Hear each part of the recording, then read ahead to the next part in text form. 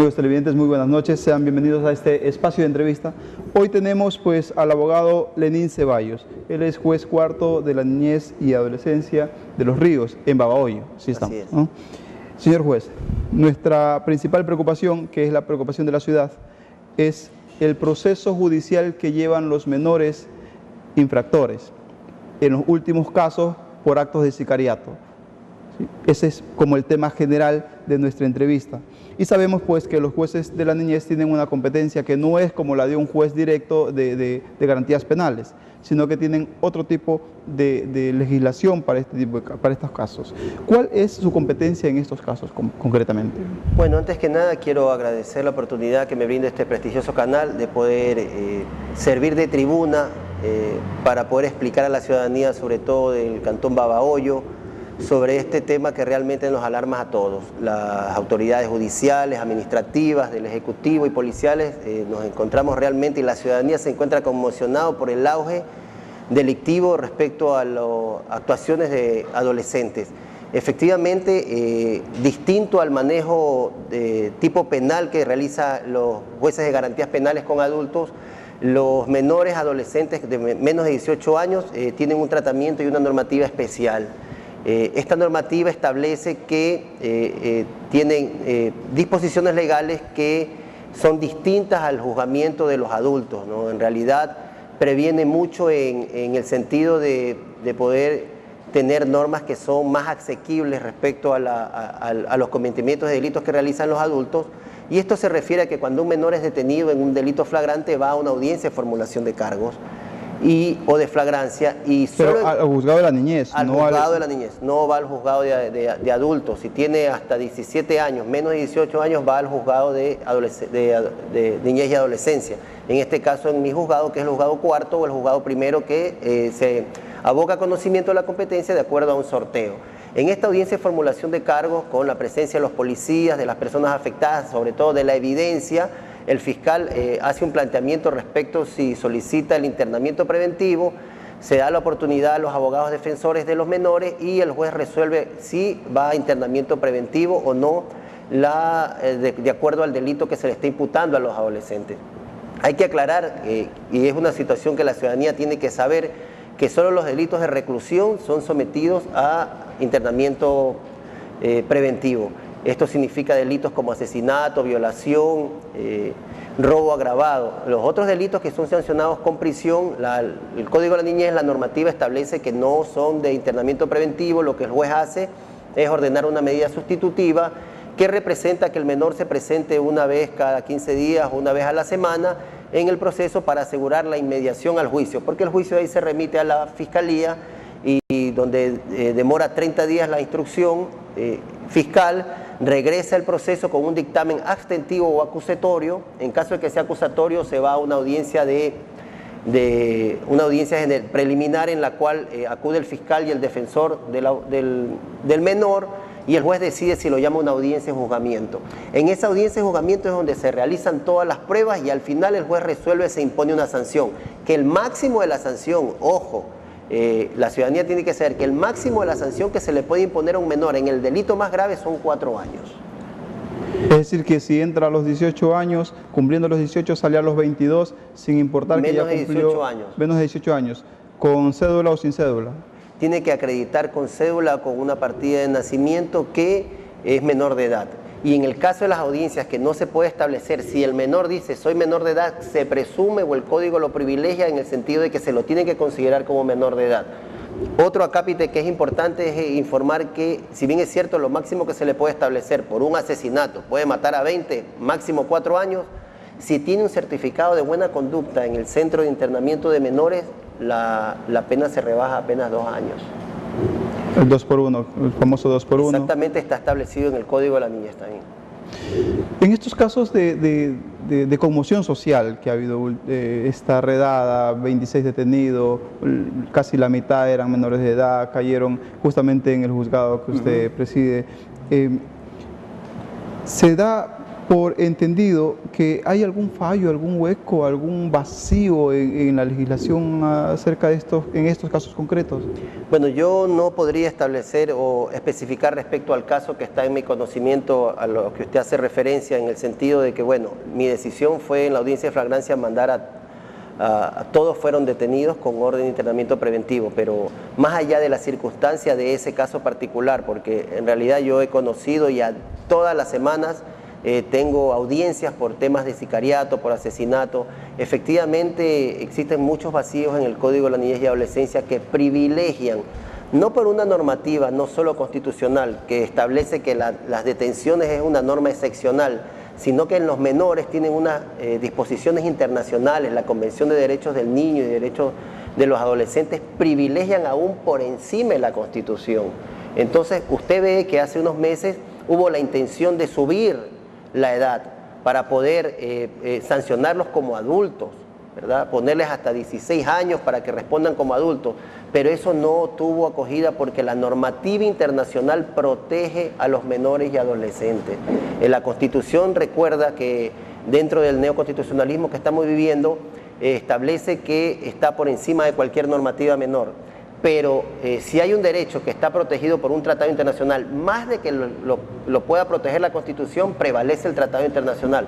Por eso es muy difícil que yo considero que le bajen la edad a los adolescentes para que respondan como adultos, porque lo querían bajar a 16 años.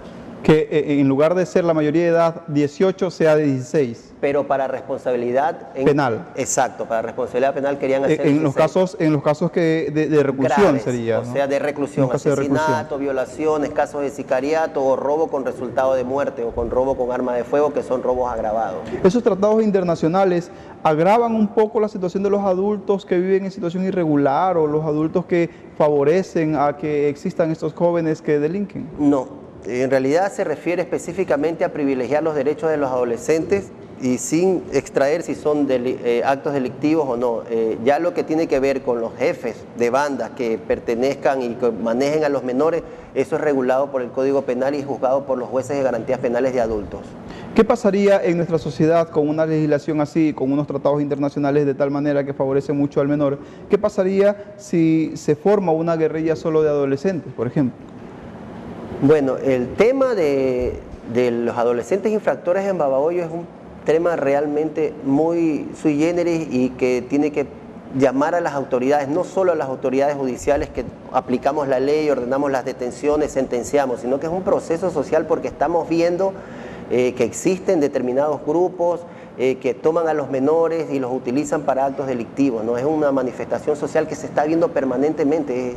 Es increíble cómo vemos en nuestro Babahoyo todas las semanas muertes en la calle, ¿no? Es verdad que la libertad del ser humano es un privilegio, y más aún de los adolescentes, pero hay un valor que es mucho más trascendente, que es la vida de los ciudadanos, que anden en las calles y que sean asesinados, 3, 4, 6 tiros, sea quien sea. La vida de todo ser humano es valiosa. Entonces yo sí creo que debe de ahora que hemos tocado fondo, yo creo, en Babahoyo, no solo con las decisiones de los jueces que mandamos o ordenamos la detención o sentenciamos, sino hacer un compromiso social porque esto se acabe.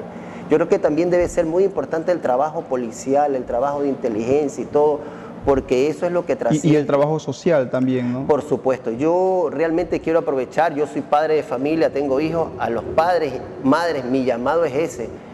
Por favor, cuiden a sus hijos, cuiden a sus hijas. A veces las menores aparecen en lugares que no deben de estar 10, 11 de la noche, en lugares realmente peligrosos. Por favor, vean dónde andan sus hijos, cuáles son las compañías que andan sus hijos.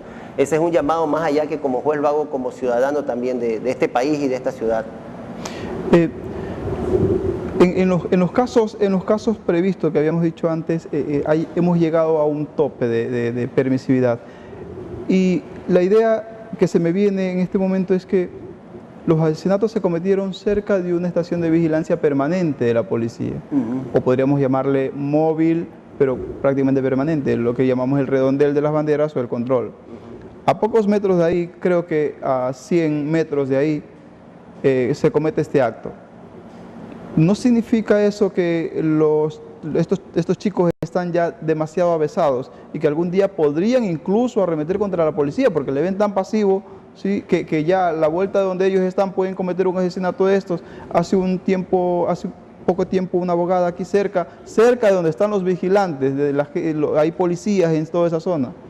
Cerca de ahí hacen esto, no los encontraron, vienen acá, si no hubieran estado reunidos en ese momento ahí, a lo mejor no los encontraban tampoco. ¿Sí?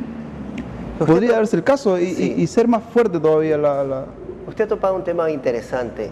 Si hablamos de que hay un menor de 13, 14 años que debería estar o en su casa almorzando, haciendo deberes, o quizás en una escuela de fútbol, en una escuela de natación, y está a las 11 de la mañana asesinando a plena luz del día en pleno centro de Babahoyo, Dios mío, ¿de qué estamos hablando? Es un grado de alevosía. Los menores a esa edad están en otra cosa. ¿Sí? Entonces, tener un grado de alevosía, por Dios, matar a alguien a las 11 de la mañana cuando hay un UPC a la vuelta o a una cuadra, 2 cuadras, es un grado de, imagínense de qué nivel estamos hablando. Realmente yo creo que... delincuentes muy avesados. Muy avesados. Y yo hablaba, y lo decía las autoridades, a mí me parece que el grado de delictividad de menores infractores o que hay en Babahoyo en comparación a la población de Babahoyo frente a otras ciudades, puede que sea que Babahoyo sea la ciudad número 1 del sicariato. Si comparamos el nivel de población, la cantidad de población frente a los asesinatos, en comparación a otras ciudades que son más grandes, quizás podríamos estar entre las primeras ciudades del sicariato. Entonces es un problema y yo sí creo que debemos hacer una cruzada y cada quien poner algo. Sí, se nos va el tiempo, pero sería bueno tocar también el tema de centros de acogida a menores infractores en nuestra región, en nuestra provincia. ¿Hay algún centro especializado para acoger a los menores? Bueno, en la provincia existió hace mucho tiempo. Yo fui, antes de venir a Babahoyo como juez de la niñez, fui 11 años juez de la niñez en Quevedo. Existía lo que se llamaba el FUREME. Desafortunadamente el FUREME estuvo a cargo de una organización no gubernamental y cerró.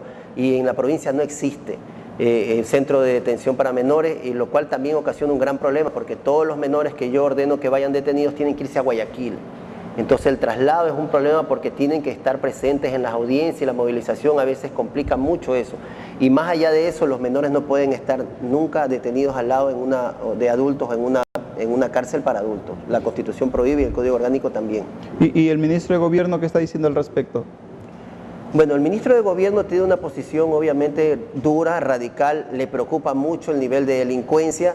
Ya hemos hecho algunos acercamientos a través de la Subsecretaría de Cárceles y de Prisiones pidiéndole, le hemos solicitado que aquí en la provincia de Los Ríos que se establezca un centro de detención de menores y muchas otras cosas más, porque realmente nos estamos viendo cada día que Babahoyo es mal que lo digo, una ciudad olvidada del desarrollo. Hay otras ciudades de esta propia provincia que vemos cómo desarrollan y se las privilegian y desafortunadamente Babahoyo no. Se nos ha ido el tiempo casi totalmente, pero me gustaría una cosita más. ¿A qué se dedican los jóvenes que quedan detenidos? Los jóvenes privados de la libertad. Los jóvenes van a la ciudad de Guayaquil, al Centro de Adolescentes Infractores que se llama CAI, donde en teoría les enseñan algún tipo de rehabilitación, les enseñan ebanistería, les enseñan artesanía y todo, pero hay que ver si es la realidad que la rehabilitación o no, porque a veces pueden salir hasta peores de lo que entraron.